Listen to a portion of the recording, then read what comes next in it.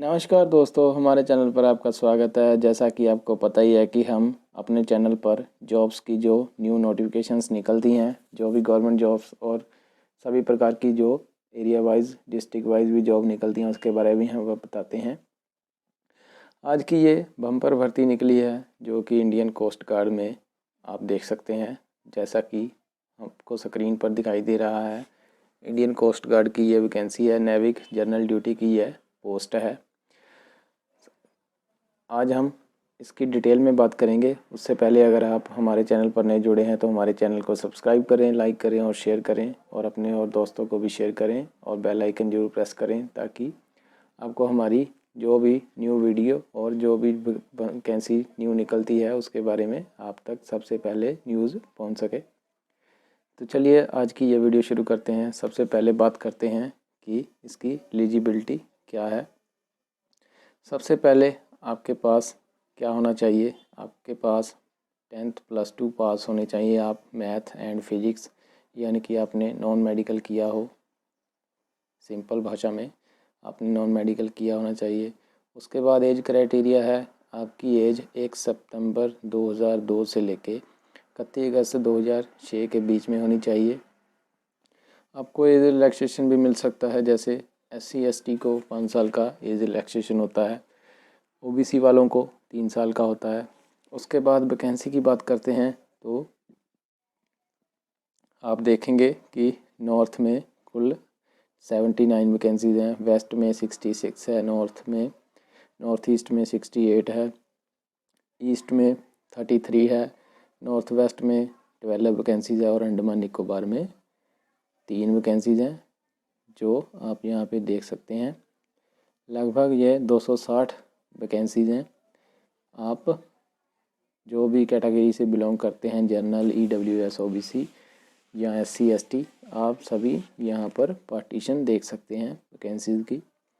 उसके बाद बात करते हैं, इन्होंने एरिया दिया हुआ है कि जो नॉर्थ में कौन कौन सा पड़ता है। यहाँ से आप चेक कर सकते हैं कि आपका एरिया कौन सा है। ठीक है, ये आपने ध्यान में रखना है। उसके बाद आपको सिलेक्शन प्रोसीजर के बारे में बात करते हैं कि इसमें 4 स्टेज होती हैं। सबसे पहले आपका स्टेज 1 होता है, उसके बाद 2, फिर 3 या 4, और इसमें सबसे पहले आपका जो CBT होगा यानी कि कंप्यूटर बेस्ड एग्ज़ाम होगा। ठीक है, सबसे पहले आपकी इमेज होगी वहाँ पे जब आप जाएंगे, फेशियल रिकग्नाइजेशन होगा, आपका रजिस्ट्रेशन होगी, बायोमेट्रिक होगा, जैसे भी थंब वगैरह जो भी लगता है, सिग्नेचर आपके ऑनलाइन जो भी आपने अपलोड किए हैं, और आपका जो आइडेंटिफिकेशन मार्क आपने जो भी बताया है वहाँ पर जब सभी चेक होगा उसके बाद ही आपको पेपर में बैठने दिया जाएगा। सबसे पहले स्टेज 1 में क्या होगा, स्टेज 1 में आपका डॉक्यूमेंट वेरिफिकेशन होगा। ठीक है, उसके बाद आपके पास वैलिड प्रूफ होने चाहिए, आधार कार्ड, वोटर कार्ड जो भी हो। ठीक है, SC ST का आपके पास सर्टिफिकेट होना चाहिए अगर आप बिलोंग करते हैं SC ST के, और अगर आप SC ST के कास्ट से बिलोंग करते हैं तो अगर आप ट्रेन या बस की टिकट आप वापस आपको मिल सकता है, वो जो पेमेंट आपने की होगी वहाँ तक सेंटर तक पहुँचने के लिए। उसके बाद आपका सेक्शन 1 जो नेविक GD में होगा उसमें पासिंग मार्क्स और उसमें कितने मार्क्स चाहिए आपको सिलेक्शन के लिए, सभी यहाँ पे डिटेल में दिया गया है। 2 एग्ज़ाम हो गए आपके। सेक्शन 1 में क्या होगा, मैथ, साइंस, इंग्लिश और रीजनिंग होगी। ठीक है, सिलेबस आपका 10th लेवल का होगा। उसके बाद सेक्शन 2 है जिसमें आपके मैथ और फिजिक्स आपकी चेक की जाएगी। ठीक है, जिसमें क्लास 12 की मैथ और फिजिक्स का सिलेबस होगा। उसके बाद आप नॉर्मलाइजेशन देख सकते हैं कि कैसे कैसे यहाँ पर दी गई है। उसके बाद आपका स्टेज 2 होगा, जो भी आपने कंप्यूटर बेस्ड एग्ज़ाम में जो भी परफॉर्मेंस दी होगी उसके आधार पर आपका स्टेज 2 में आपको जाने का मौका मिलेगा, जिसमें 1-2 दिन आपको वहीं पर रहना पड़ेगा जो भी आपको सेंटर एलोकेशन किए जाएंगे। उसके बाद आपका फ़िज़िकल टेस्ट होगा। फ़िज़िकल टेस्ट में क्या है, उसमें 1.6 किलोमीटर रनिंग है जो आपको 7 मिनट में करनी है, 20 उठक बैठक है और 10 पुशअप्स है। ये आपको क्लियर करना है, क्वालिफाइंग नेचर है। उसके बाद डॉक्यूमेंट वेरिफिकेशन होगा आपका फिर से, जिसमें आपके पास 10th +2 डिप्लोमा मार्कशीट, जो भी आपके इम्पोर्टेंट डॉक्यूमेंट्स हैं वो सभी आपको लेकर जाने हैं। उसके बाद आपका मेडिकल होगा, ठीक है। मेडिकल में भी आपको, अगर आपका री मेडिकल होता है तो 21 डेज़ का आपको री एग्ज़ामिनेशन का सर्टिफिकेट या उसमें आपको दोबारा से मेडिकल कराने का मौका दिया जाएगा। उसके बाद बात करते हैं फाइनल मेरिट। फाइनल मेरिट किसके आधार पे बनेगी? वो आपके सारे डॉक्यूमेंट, फिज़िकल और जो भी आपका CBT है उसके आधार पर आपकी जो फाइनल मेरिट है वो बनेगी। उसके बाद जो आपको ट्रेनिंग के लिए भेजा जाएगा वो कहाँ भेजा जाएगा? चिल्का, ठीक है। INS चिल्का में आपका मेडिकल होगा, जो मेडिकल होगा आपका। उसके बाद बात करते हैं कि आप अप्लाई कैसे कर सकते हैं।